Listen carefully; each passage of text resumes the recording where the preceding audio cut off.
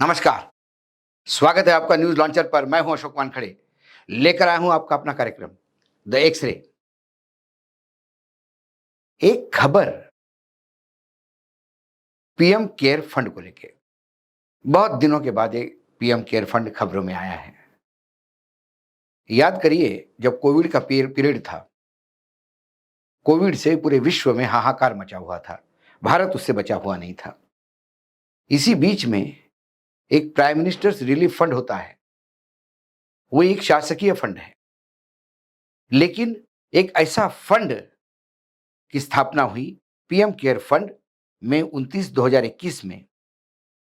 ये फंड क्या है? ये सरकार ने मना कर दिया। प्राइवेट है तो पीएम का नाम क्यों है? इसमें मंत्री क्यों हैं?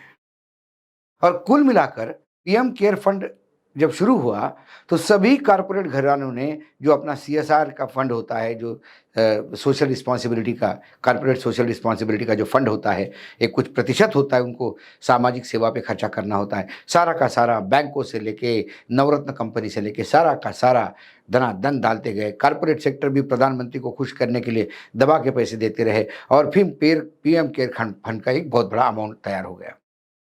एक पैरेलल सिस्टम तैयार करने का प्रयास मोदी जी ने किया। लेकिन फिर बोला गया कि इस कोविड में जो महामारी हो रही है उसमें मदद देना चाहते हैं, तो कई जगह तो जो वेंटिलेटर्स होते हैं वो हो गए। वेंटिलेटर्स में पता पड़ा कि जो साइकिल के बनाने के पार्ट बनाने की कंपनी थी उसने वेंटिलेटर बना के भेज दिए। फिर वो गुजरात वाले लोगों को कॉन्ट्रैक्ट मिला, वो सब मिसफायर हो गए, वो चलते नहीं थे। फिर वो खबरों में आ गया। लेकिन बहुत दिनों के बाद फिर से वो खबरों में आ गया और जब पीएम केयर फंड की खबर आई तो मैंने सोचा कि चलो एक्स-रे से देखा जाए, ये है क्या? पीएम केयर फंड में एक बच्चों के लिए योजना शुरू की थी। कोविड में ऐसे कई दर्दनाक किस्से सुनने को आते थे, अखबारों में आते थे, चैनलों पे आते थे, सोशल मीडिया पे आते थे कि माता-पिता दोनों को कोविड हो गया। घर में 3 छोटे बच्चे हैं और घर में कोई है ही नहीं और माता-पिता का देहांत हो गया, उनका अंतिम संस्कार समाज ने कर दिया, बच्चों का क्या होगा? कुछ बच्चे ऐसे थे कि उनके कुछ लीगल गार्डियन थे। माता-पिता नहीं थे, वो किसी दादाजी के पास दादा-दादी पाल रहे थे। अब दादा-दादी चले गए, तो वो भी लीगल गार्डियन भी चले गए। कुछ बच्चे ऐसे भी थे कि किसी ने गोद लिए थे, लेकिन उन बच्चों की ज़िंदगी में फिर अनाथ होना लिखा था, क्योंकि जिन्होंने गोद लिया वो चले गए। ऐसे जब किस्से सामने आए, तो पीएम केयर फंड से एक घोषणा हुई कि हम ये तमाम जो बच्चे हैं, ये एप्लीकेशन करें। पीएम केयर फंड उन बच्चों के 23 साल की उम्र होने तक उनका हेल्थ इंश्योरेंस, हेल्थ का खर्चा उठाएगा, शिक्षा का खर्चा उठाएगा, उनको सशक्त करेगा कि वो अपने पैरों पे खड़े हो जाए और वित्तीय मदद भी देगा। तो पूरे देश से ज़्यादा नहीं, यदि जो आंकड़ा हमारे पास है, वो आंकड़ा भी पीटीआई को मिला है। एक पीटीआई न्यूज़ एजेंसी है, उसको मिला है, महिला बाल विकास मंत्रालय ने दिया, लेकिन सरकारी आंकड़ा है। सरकारी आंकड़ा का ये कहता है कि 11 मार्च 2020 से 5 मई 2023 तक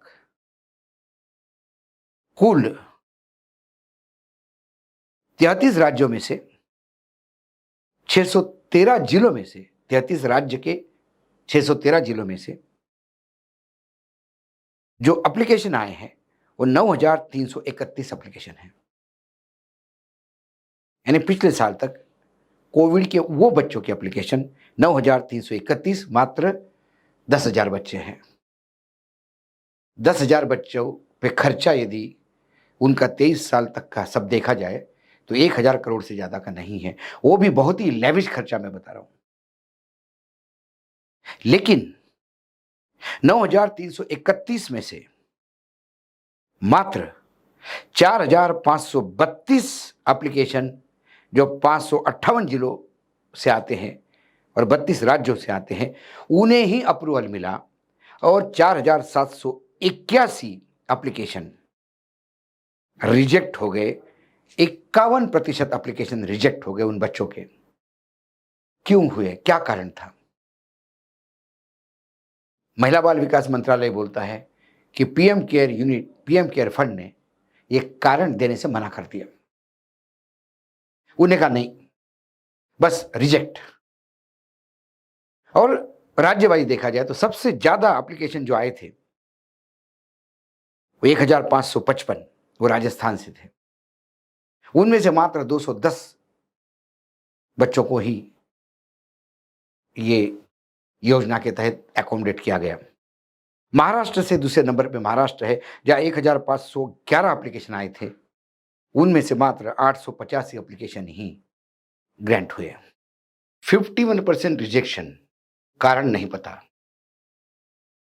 मतलब पीएम केयर फंड काम भी करना चाहता है और नहीं भी करना चाहता है। जिन बच्चों के माँ-बाप चले गए, जिन बच्चों के अभिभावक चले गए या लीगल गार्डियन चले गए, वो बच्चे छोटे हैं।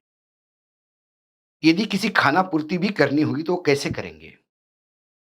यदि माता-पिता के मृत्यु का सर्टिफ़िकेट हो जाए या गार्डियन का सर्टिफ़िकेट हो जाए, उसके बाद तो वो केस वैसा भी आ जाना चाहिए।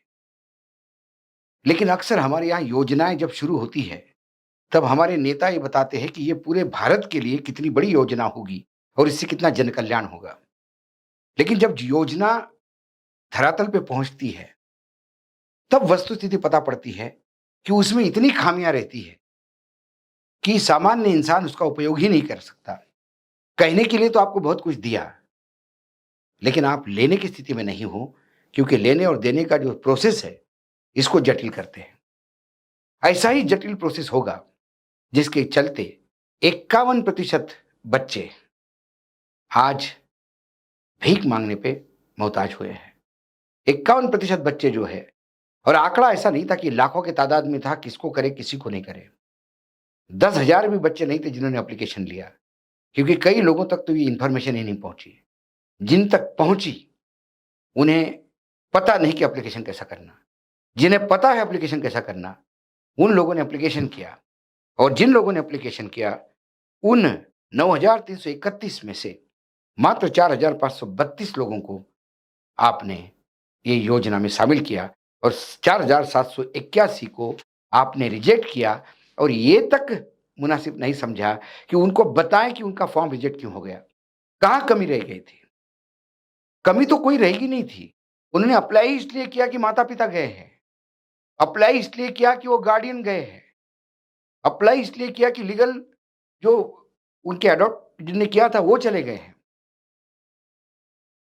लेकिन बिना रीज़न दिए आप उनको रिजेक्ट करते हैं। और खर्चा कितना बचाया होगा? कहने के लिए आपने 49% लोगों का एप्लीकेशन ले लिए, और खर्चा बचा के भी कितना बचाया होगा?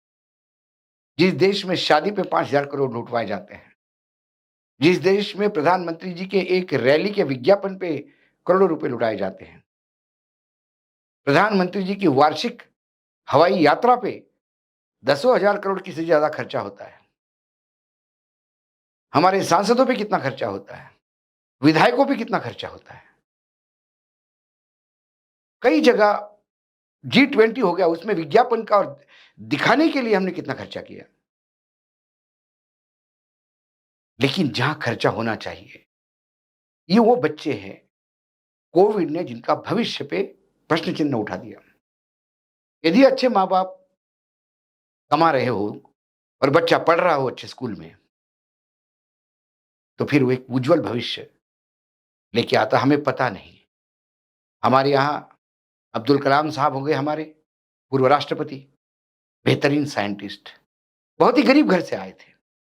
ये नहीं कह सकते कि गरीब का बच्चा साइंटिस्ट नहीं हो सकता। सब्जी वाले का बच्चा चार्टर्ड अकाउंटेंट बनता है, एक किसान का बेटा पायलट बनता है। बच्चों को चांस मिला तो बच्चे बहुत आगे जाते हैं।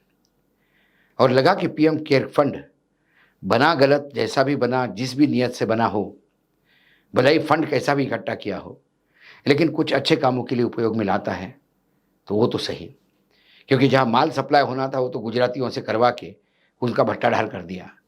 लेकिन जहाँ माल सप्लाई नहीं हो रहा है, जहाँ डायरेक्ट बेनिफिट है, डायरेक्ट ट्रांसफ़र है बेनिफिट का, और वो भी इस देश के भविष्य के साथ,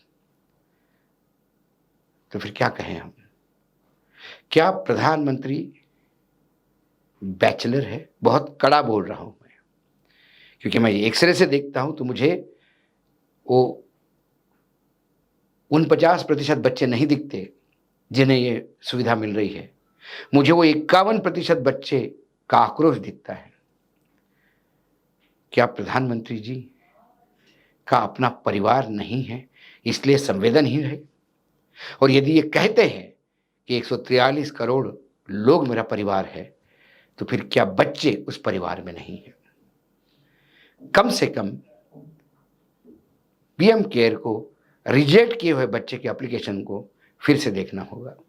कम से कम उन्हें विश्वास में लेके बताना होगा कि ये सुविधा से वंचित क्यों हैं, और यदि कोई कमी हो तो उन बच्चों को चांस देना चाहिए कि वो कमी को पूरी करें। कोई एक आध सर्टिफिकेट रह गया होगा, कोई एक एड्रेस रह गया होगा। आप छोटे-छोटे बातों पे एप्लीकेशन रिजेक्ट करोगे, तो फिर जिस भावना से ये योजना चालू की, वो योजना वहाँ दिखाई नहीं देती। आज बहुत खबरें हैं, आतंकवाद पे हम बोल रहे हैं, पॉलिटिकल किलिंग पे बोल रहे हैं सुबह से, राजनीतिक एक दूसरे पे आरोप और प्रत्यारोप बोल रहे हैं, होने वाले चुनाव की तैयारियों को बोल रहे हैं। लेकिन इस कोविड की इस दर्दनाक एक कोना है हमारे दिल में।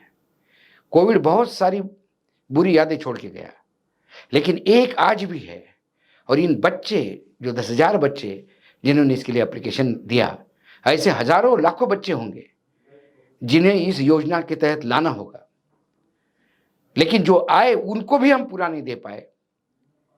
ये कोताही है पीएम केयर फंड की। और जब पीटीआई ने पूछा तो बाल विकास मंत्रालय कहता है कि कारण किसी को नहीं पता, बस 51% एप्लीकेशन रिजेक्ट हो गए हैं। ये वस्तुस्थिति सिर्फ पीएम केयर फंड की इस योजना की नहीं, 2014 के बाद जितनी भी योजनाएं लागू हुई उस योजना की वस्तुस्थिति यही है। 2 लाख करोड़ का पैकेज कोविड के टाइम पे एमएसएमईज को दिया गया था, लेकिन जो पैसा एमएसएमई के यूनिट वाले लेते, उसके लिए प्रक्रिया इतनी जटिल थी कि कोई ले ही नहीं पा रहा था। दसों बार वित्त मंत्री को बोला गया, दसों बार सेक्रेटरीज को बोला गया, प्रधानमंत्री को चिट्ठियां लिखती गई, लेकिन इसके बाद भी उसका कोई सरलीकरण नहीं हुआ। तब एमएसएमई मंत्री गडकरी जब स्वयं प्रधानमंत्री को मिलकर व्यथा बताई, तो उसके बाद एक मीटिंग हुई और उसके बाद कुछ सरलीकरण का प्रयास हुआ, लेकिन फिर भी उसमें अड़ंगा था। लेकिन कुछ तो लोगों का भला हुआ। कोविड के ही दिनों की वो याद है, और आज बहुत दिनों के बाद कोविड के दिनों की याद ताज़ा हुई, लेकिन लगा कि नहीं, 10,000 बच्चों को पूरा एप्लीकेशन मिलता तो लगता कि एक अच्छे दिल से किया है। ये तो सिर्फ दिखावे के लिए और पब्लिसिटी के लिए शायद पीएम केयर फंड ने ये योजना शुरू की, क्योंकि 51% रिजेक्शन, ये रिजेक्शन नहीं होता, ये जानबूझ के किया हुआ खेल लगता है। आज इतना ही, कल फिर आता हूँ किसी विषय के साथ। तब तक के लिए नमस्कार। देखते रहिएगा न्यूज़ लॉन्चर।